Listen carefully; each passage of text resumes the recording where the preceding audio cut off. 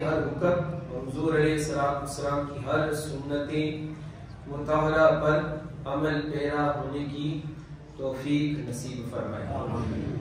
رمضان مبارک کا آخری جمعہ، جمعہ الوداع، جس کو نام دیا گیا، اور رمضان مبارک کا مہینہ رخصت ہونے کو اس مناسبت سے کہ اللہ تبارک و تعالیٰ کا کرم اس انداز کے اندر ہمیں ماہ رمضان المبارک میں نظر آتا کہ اللہ تبارک و تعالیٰ جب سرکش شیاطین کو پابند سلاسل کر دیتے، اس کا اثر ہر ایک مسلمان کے کردار میں، گفتار میں اور اعمال کے اندر نظر آتا ہے۔ یعنی جیسے ظاہری ایک اثر تو یہ ہے کہ مسجد بھر گئی، روزہ الحمدللہ ہم رکھتے، اور آپ دیکھیں کہ غیر رمضان کی طرح رمضان میں تمام لغویات کو ترک کر دیتے ہیں۔ اسی ضمن میں آج مختصر طور پر اپنی اور آپ کی اصلاح کے لیے اور اسی مضمون کو ذہن میں رکھیں، چاہے انفرادی طور پر یا ایک معاشرے کے طور پر، ملکی سطح پر، یا تمام ہمارے اسلامی حکمران، اسلامی مملکتیں، ان کے زوال کے اسباب کیا ہیں؟ آج جو مسلمان پسرے، آج جو مسلمانوں کا کوئی پرسان حال نہیں، آج اجتماعی طور پر ہمیں کوئی ایسا حکمران نظر نہیں آتا، کم سے کم اتنا ہی کر لیں کہ کم سے کم ہم سر جوڑ کر ذرا بیٹھ کر جائیں، امت مسلمہ کی فکر کریں، کچھ سوچیں کہ اس امت مسلمہ کے ساتھ کیا ہو رہا، مگر اتنا بھی ارادہ کرنے کی کسی میں صلاحیت موجود نہیں۔ پر مختصر میں نے اپنے علمی کے اعتبار سے اس مضمون کو جو منتخب کیا اپنی اصلاح کے لیے کہ بے شک امت کے اسباب میں سے ایک سبب اللہ تبارک و تعالیٰ نے اس آیت کریمہ میں بیان فرما دیا کہ جب انشاءاللہ تعالیٰ حدیث مبارکہ آپ سنیں گے کہ امت کے زوال کے اسباب میں سے کہ جب اللہ اور اللہ کے رسول صلی اللہ علیہ وآلہ وسلم سے کنارہ کشی کی جاتی، احکامات سے بغاوت کی جاتی، تو پھر حضور علیہ السلام کا وہی ارشاد کریمانہ صادق کے قرب قیامت میں مسلمانوں کی حالت یہ ہوگی ان کی بد عملیوں کی وجہ سے، بد کرداری کی وجہ سے، کہ ان کی مثل ہوگی کہ جیسے ایک کھانا ہے اور ارد گرد ان کے یہود و نصارہ ان کو کھانے کے لیے بیٹھ گئے۔ اللہ تبارک و تعالیٰ بے شک حکم یہ ارشاد فرماتے ہیں عدل کا، اللہ تبارک و تعالیٰ حکم ارشاد فرماتے ہیں احسان کا، اور ذوی القربا کو عطا کرو، ان کے ساتھ صلہ رحمی اور ان پر خرچ کرو، محبت کا اظہار کرو۔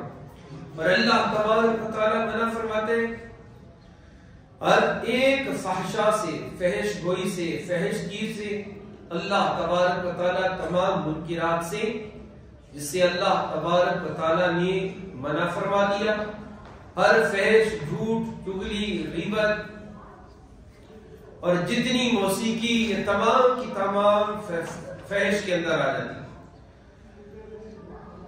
والبغی، اور اللہ تبارک و تعالیٰ منع فرماتا ہے سرکشی سے۔ اللہ تبارک و تعالیٰ نے اس آیت جامعہ کے اندر 3 باتوں کا حکم اور 3 باتوں سے منع کر دیا کہ جو اپنے اندر ایک انفرادی تفصیل رکھتا ہے ہر مضمون، بارہ اس کو مکمل کرتے ہیں۔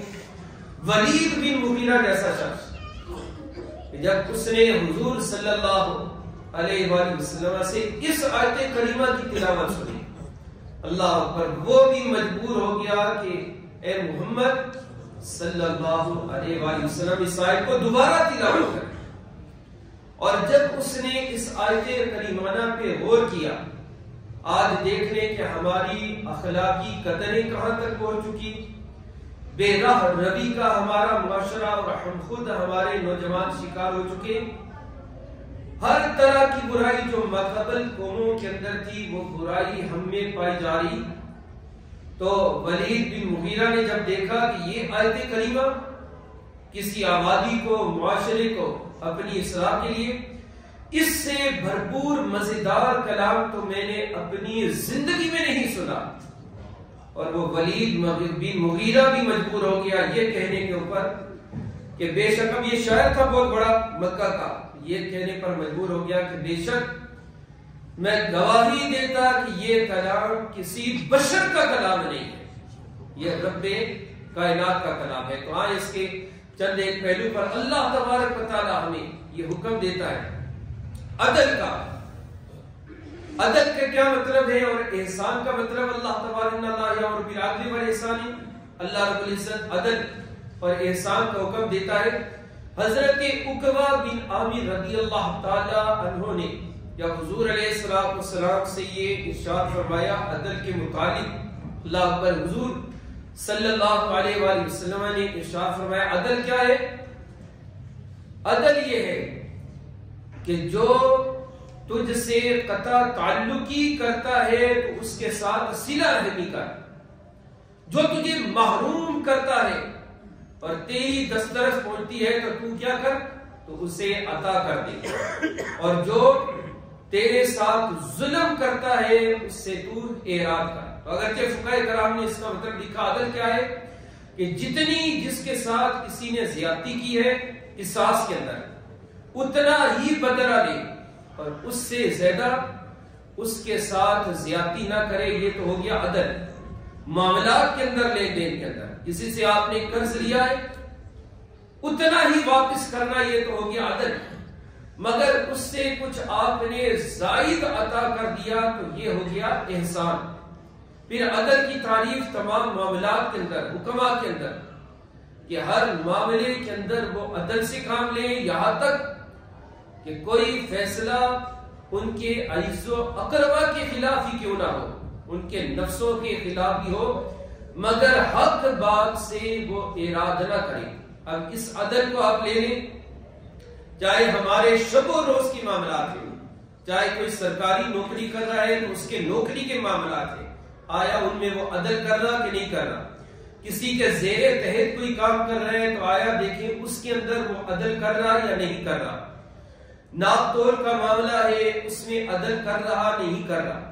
اللہ کے حقوق کا معاملہ ہے، نمازوں کی ادائیگی کا معاملہ ہے، فرائض کا معاملہ ہے، واجبات کا معاملہ ہے، آیا وہ اس کا حق ادا کر رہا یا نہیں کر رہا، تو یہ ہو گیا ہے عدل. اور احسان کیا ہے؟ احسان معاملات کے اندر کہ کسی نے آپ کے ساتھ زیادتی کی یا کچھ دیا، قرض دیا، آپ نے اسے زائد ادا کر دیا، یہ ہو گیا احسان. کسی کو آپ نے تنگی اور تکلیف کے اندر دیکھا تو اس کی کیا کر دی، کچھ معاونت کر دی، اس کے ساتھ حسن سلوک کر دیا، تو یہ ہو گیا احسان. عبادات کے اندر جب حضور علیہ السلام سے جبریل امین نے انسانی شکل کے اندر یہ پوچھا، انسانی لباس کے اندر آئے کہ احسان کیا ہے، اللہ اکبر ارشاد فرمایا احسان یہ ہے تو اپنے رب کی عبادت اس طریقے کے ساتھ کر کہ گویا تو اپنے رب کو دیکھ رہا ہے. اللہ عبادت کا یہ خاصہ بھی ہے کہ جب یہ نیت ہو نا کہ میں نماز کے لیے آ رہا ہوں، اللہ رب العزت کے حضور کھڑا ہو رہا ہوں، تو کیا کر رہا ہوں، اللہ تبارک و تعالیٰ سے ملاقات کے لیے آ رہا ہوں، تو پھر کچھ نماز کا خشوع اور خضوع کی کیفیت کچھ اور ہوگی. ہاں اگر یہ تیرا ذہن نہیں چاہتا کہ تو اپنے رب کو دیکھ رہا ہے، محسوس نہیں ہوتا، کم سے کم پھر اتنا تو گمان کر کہ تیرا رب تجھے دیکھ رہا ہے. اللہ اکبر. یہ احسان. فَمَن يَعْمَلْ مِثْقَالَ ذَرَّةٍ خَيْرًا يَرَهُ وَمَن يَعْمَلْ مِثْقَالَ ذَرَّةٍ شَرًّا يَرَهُ.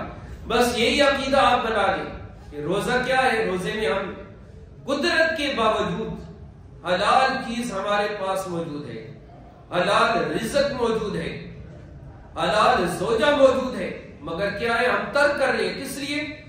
کہ میرا رب مجھے دیکھ رہا ہے. اب روزہ میرا ہے یا نہیں ہے کسی کو معلوم نہیں، آپ کا ہے نہیں ہے، مگر کیا ہے، ہمارا عقیدہ کیا ہے، میں یہ جو عمل کر رہا ہوں میرا رب جانتا ہے کہ اس نے خالصتاً میری رضا کے لیے روزہ رکھا ہے میرے اوپر. اب غیر رمضان بھی اگر یہ ہو کہ ہر جملہ بولنے سے پہلے، ہر عمل کرنے سے پہلے، ہر برائی کرنے سے پہلے ذرا یہ سوچ لیں کہ میرا رب مجھے دیکھ رہا ہے اور یہ ذرا برابر بھی عمل جو ہوگا بظاہر برائی کا ہے اور کم لگ رہا ہے، مگر یہ کل میدان محشر میں سب امتیوں کے سامنے، سب انبیاء کی امتیوں کے سامنے میرے سامنے رکھ دیا جائے گا۔ اس وقت کتنی پریشانی اور ندامت کا سامنا کرنا ہوگا۔ تو ہم اللہ تبارک و تعالیٰ کو نماز کے ساتھ ہر معاملے کے اندر حاضر ناظر جانے تو انشاءاللہ یہ ہمارے اصلاح کے لیے بہت بہتر ہے۔ اسی لیے اللہ اکبر، اب احسان ہی دیکھ لیں، احسان کا تعلق معاملات کے اندر یہ دین اسلام کی خوبی ہے۔ اللہ اکبر، جس مبارکہ کہ حضور علیہ السلام نے ارشاد فرمایا کہ جتنا عدل اور احسان یہ ہے کہ تم کسی سے حد سے تجاوز نہ کرو، یعنی یہاں تک کہ اگر کسی سے قصاص لے رہے ہو تو اسے قصاص لیتے وقت زیادہ تکلیف نہ دو۔ اور اللہ اکبر، ارشاد فرما دیا، آپ دیکھ رہے ہیں یہ خوبی، اگر تم قربانی کے جانور کو ذبح کر رہے ہو، اللہ اکبر، تو حضور علیہ السلام نے ارشاد فرمایا کہ چھری کو اچھے طریقے کے ساتھ تیز کر لو، اچھے طریقے کے ساتھ تیز کر لو، یہاں تک کہ ذبح کرتے وقت بھی اسے کسی قسم کی تکلیف نہ ہو۔ اللہ اکبر، تو یہ حضور علیہ السلام نے پھر انسانوں کا شکر کہ جب تم کسی پر کوئی تمہارے اوپر احسان کرے، یہاں تک کوئی تمہیں پانی بھی پلاتا ہے تو کیا ہے کہ اس نے تمہارے اوپر احسان کر دیا، اس کا شکر گزار رہو۔ کوئی بھی تمہارے معاملات کے اندر کام آتا ہے، احسان کرتا ہے تو اس کی شکر گزار رہو، اس لیے کہ شاہ فرمایا جو میرے بندے کا شکر ادا نہیں کرتا وہ مجھ رب کائنات کا بھی شکر ادا نہیں کرتا ہے۔ تو اللہ کی مخلوق کا بھی شکر ادا کرنا گویا ایسا ہے کہ اللہ تبارک و تعالیٰ کا شکر ادا کرنا۔ اور ایتاء ذی القربیٰ، اب یہ معاملات کے اندر آپ دیکھ لیں ہمارے معاشرے کے اندر ہر ایک معاملے کے اندر یہ نظر آتا ہے کہ بھائی بھائی سے خفا ہے، اور یہ ناراضگیاں سال ہر سال چلتی ہیں مرتے دم تک۔ ذرا ذرا سی بات ہو جاتی ہے، دو گھر اجڑ جاتے ہیں، میاں بیوی علیحدہ ہو جاتے ہیں، دو خاندان کٹ جاتے ہیں، ذرا ذرا سے تنازع کے اوپر۔ اللہ اکبر، وہ کہتے ہیں کہ موت کا وقت مقرر ہے، مگر حضور علیہ السلام نے ارشاد فرمایا یہ موت کا وقت بھی ٹل جاتا ہے۔ وہ کیسے ٹل جاتا ہے؟ ارشاد فرمایا تو اپنے وہ رشتہ دار جو تیرے ساتھ تعلق کو توڑتے ہیں، قطع رحمی کرتے ہیں، تو ان کے ساتھ صلہ رحمی کر، اللہ تبارک و تعالیٰ تیری عمر میں اضافہ فرما دے۔ یمحو اللہ ما یشاء یثبت من یشاء ویمحو اللہ ما یشاء۔ اللہ رب العزت جو چاہتا ہے مٹا دیتا ہے، جو چاہتا ہے اللہ تبارک و تعالیٰ تقدیر میں اسے باقی رکھتا ہے۔ اب طول عمر نعمت ہے کہ نہیں ہے؟ بیمدی تعالیٰ دیکھیں پچھلے رمضان وہ ہمارے دوست احباب جو رمضان میں ہمارے ساتھ نہ تھے، اللہ رب العزت نے ہمیں طول عمر دی، اور پھر زندگی میں ایک مرتبہ رمضان المبارک کا عظیم اور بابرکت مہینہ ہمیں نصیب فرما دیا۔ اللہ اکبر، تو یہ اللہ رب العزت کی دین ہے کہ لمبی عمر ہو اور اللہ رب العزت توبہ کی توفیق نصیب فرما دے۔ تو اچانک موت سے حضور صلی اللہ علیہ وآلہ وسلم نے امت کو پناہ نصیب فرمائی۔ ان تینوں باتوں پہ اللہ رب العزت عمل کی توفیق نصیب فرمائے۔ اور بے شک وہ ینہا عن الفحشاء، اللہ رب العزت حکم فرماتا ہے فحش سے، بری بات سے، اللہ تبارک و تعالیٰ جھوٹ سے، بے ادبی سے، بد کلامی سے، گالی سے، یہ تمام کے تمام موسیقی فحش اس کی تعریف کے اندر آ جاتی ہیں۔ آج دیکھ لیں ہمارا نوجوان تو نوجوان، ہمارے بزرگوں کا بھی آپ حال دیکھ لیں، جو مجمع ہو وہ ایک دوسرے کو ماں بہن کی گالی دیے بغیر وہ کلام نہیں کرتے۔ گویا کہ اردو کی فصاحت اور بلاغت کا معیار یہ ہے کہ وہ گالی دے کر بات کی جائے۔ وہ کہتے ہیں فلاں کے بچے، وہ گالی دے کے کہتے ہیں اور تیری والدہ کی اور تیری ماں کی اور تیرے باپ کی اور اس کے بچے، ایسے آپ یہ عام دیکھ لیں ہمارے نوجوانوں میں اور بزرگوں کی بھی جو محفل لگی ہو اس میں اس طرح نظر آتے ہیں۔ اللہ اکبر، حضور علیہ السلام نے ارشاد فرمایا جب تو گالی دیتا ہے رحمت کے فرشتے دور ہو جاتے ہیں، تو گالی کسی کے والدین کو نہیں دیتا۔ تعجب کیا صحابہ نے، یا رسول اللہ صلی اللہ علیہ وآلہ وسلم کیا کوئی اپنے والدین کو بھی گالی نکالے گا؟ کہا کہ جب تو کسی کے والد کو، کسی کی والدہ کو گالی نکالتا ہے تو وہ تو گالی اپنے والدین کو دے رہا ہے، تو اپنے والد اور اپنے والد کو گالی دے رہا ہے۔ تو یہ فحش گوئی، اور پھر طرح طرح کی آپ جھوٹ دیکھیں کہ ایک ایک جھوٹ بنا کر وہ اپنی عزت اور وقار کو بڑھانے کے لیے جھوٹ پہ جھوٹ بولا جاتا ہے۔ اللہ رب العزت تو فرماتے ہیں ایمان والو یا ایھا الذین آمنوا اتقوا اللہ وقولوا قولا سدیدا یصلح لکم اعمالکم ویغفر لکم ذنوبکم۔ اور جھوٹ تو اب یہ تمام چیزیں ہمارے کردار اور گفتار میں ایسی شامل ہو چکی ہیں کہ جھوٹ کو اب ہم جھوٹ سمجھتے ہی نہیں ہیں۔ آپ پوچھ لیں کہ موبائل پہ کال آئی کہاں پہ ہو، اب ہوتا گھر میں کہ میں تو شہر سے دور ہوں۔ بچے کو وہ کہتے ہیں کہ وہ مشہور ہے کہ وہ بچہ گیا تو مہمان ہے، ابو کہاں پہ ہے جی، ابو کہہ رہے ہیں کہ میں گھر پہ نہیں ہوں۔ یعنی اس طرح کے آپ دیکھ لیں کہ جھوٹ کو ہم جھوٹ ہی نہیں سمجھتے، اور ہر معاملے کے اندر اس جھوٹ کو بولے جاتے ہیں۔ اللہ اکبر۔ جہنمیوں کے اندر جہنمی بھی ایک شخص ہوگا کہ جس سے تنگ آ جائے گی کہ یا اللہ یہ ہم جہنم میں بھی ہم پہ کس نے مسلط کر دیا ہے، اتنی بدبو، اور اس کی بدبو سے جہنمی بھی تنگ ہو رہے ہوں گے۔ تو کون ہوگا کہ جو دنیا کے اندر جھوٹ پہ جھوٹ بولتا رہے گا۔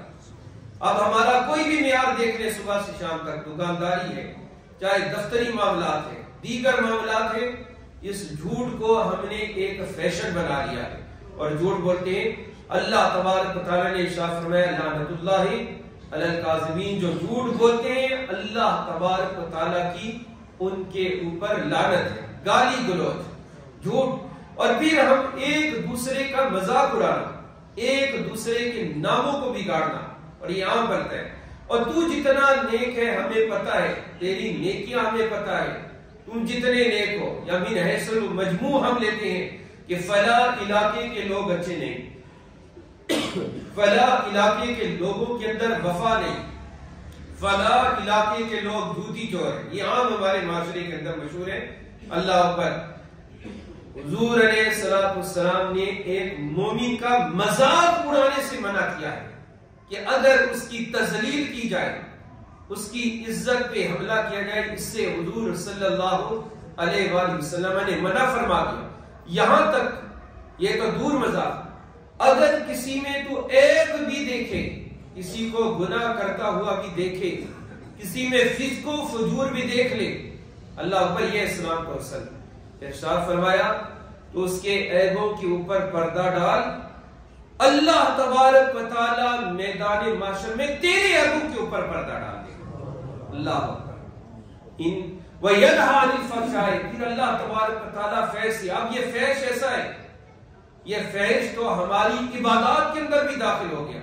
اللہ اکبر۔ آپ دیکھ لیں نعت خوانی کتنا عظیم پیشہ ہے، کتنا عظیم۔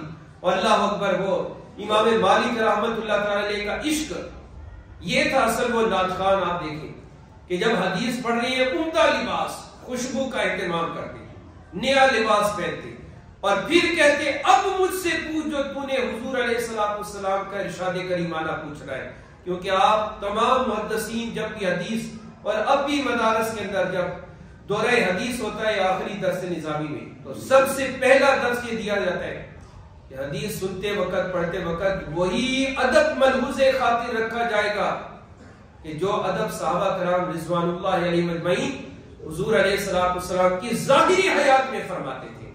آپ دیکھ لیں لاکھوں کا مجمع ہے، اور ہماری عبادات اس طرح کی ہوگی ہیں، نعت خوانی کو بھی اس طرح آپ دیکھ لیں کہ دلہن طرز کے کپڑے پہن لیے نعت خوانوں نے، اور جب جتنا گانے کی طرز پہ کوئی نعت پڑے گا تو یہ پھر عوام کل انام، تو جتنے گانے کی طرز پہ نعت ہوگی اتنا ہی یہ زیادہ جھومتے ہیں۔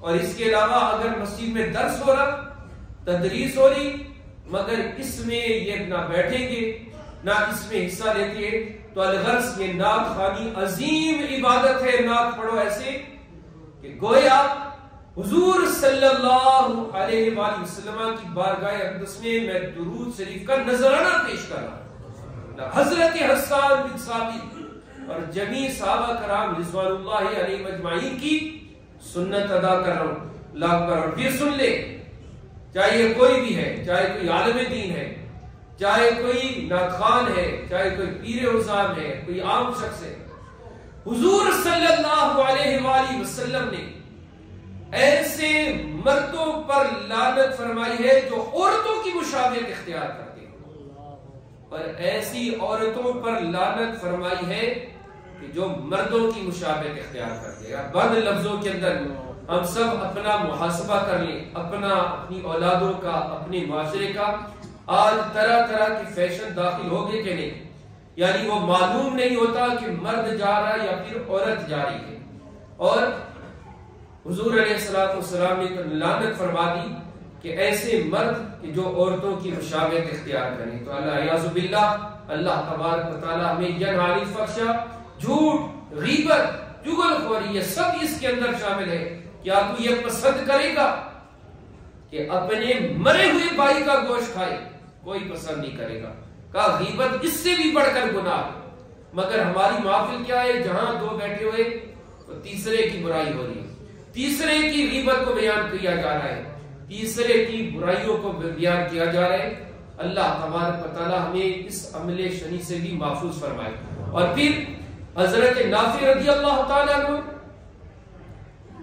ابھی بچے تھے، اور ابن عمر رضی اللہ تعالیٰ عنہ، آپ نے کیا کہا کہ اپنے کانوں میں انگلیوں کو ٹھوس لیا، اللہ اکبر، اور کافی دیر تک انگلیاں اپنے کانوں میں رکھی، یہاں تک کہ پھر کہا نافع کیا موسیقی کی آواز بند ہو گئی؟ تو جب حضرت نافع، کیونکہ وہ عبادات کے مکلف نہ تھے، بچے تھے، جب انہوں نے اشارہ کیا کہ بند ہو گئی، تب اپنے کانوں سے اپنی انگلیوں کو نکالا، اور یہ نہیں کہ انہوں نے خود کیا، بلکہ ارشاد فرماتے حضرت ابن عمر کہ میں نے حضور صلی اللہ علیہ وآلہ وسلم کو یہی عمل کرتے ہوئے دیکھا۔ آج گھر تو گھر، مگر ہماری مساجد بھی موسیقی سے محفوظ نہ رہی ہے۔ آپ موبائل کی صورت میں دیکھ لیں کتنے گانے بج رہے، یا ٹیون بھی بج رہی ہے موبائل کی، وہ بھی تو ایک موسیقی ہے۔ تو الغرض ہماری مساجد بھی ان سے محفوظ نہ رہی۔ تو الغرض جتنا از حد ممکن ہو مسجد میں داخل ہوتے وقت اپنے موبائل فون کو بند کر دیں، یا پھر سائلنٹ پہ لگائیں۔ جیسے میں کہتا ہوں مقیمی حضرات اپنے موبائل کو گھر میں ہی رکھ کر آئے، یہ اس گناہ سے بہتر ہے کہ مسجد میں موسیقی بجے، اور جو اللہ تبارک و تعالیٰ کے فرشتوں کے ساتھ اللہ تبارک و تعالیٰ کے بندوں کے لیے بھی ایذا کا سبب بنے۔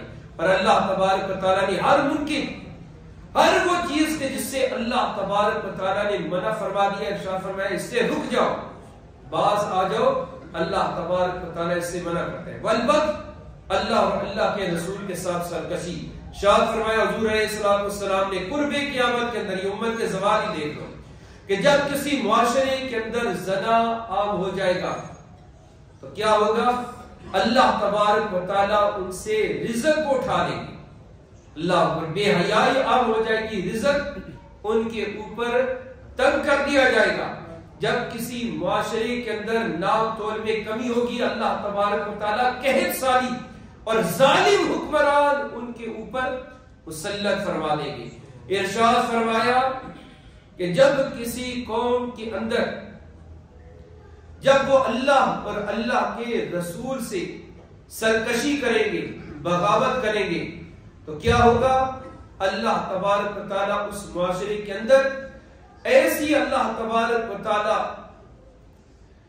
طرح طرح کی قتل و غارت اور انتشار کی کیفیت کو اللہ تبارک و تعالیٰ پیدا فرما دے گا۔ جب تم زنا کثرت سے بے حیائی کرو گے، اللہ تبارک و تعالیٰ ایسی بیماریاں تم پہ نازل فرما دے گا کہ جو اس سے پہلے کسی قوم کے اندر نہ اتری ہوگی۔ آج دیکھ لیں طرح طرح بیماریاں ہمارے اندر موجود ہے کہ نہیں۔ اور پھر جب تمہارے حکمران فیصلہ کرنے والے اور قرآن اور سنت کے مطابق فیصلہ نہ کریں گے تو تمہارے معاشرے کے اندر قتل و غارت عام ہو جائے گی۔ حضرت موسیٰ علیہ السلام نے پوچھا نا، اللہ رب العزت کبھی کسی قوم سے راضی ہوتا ہے تو کیسے راضی ہوتا ہے، کیسے پتہ چلے؟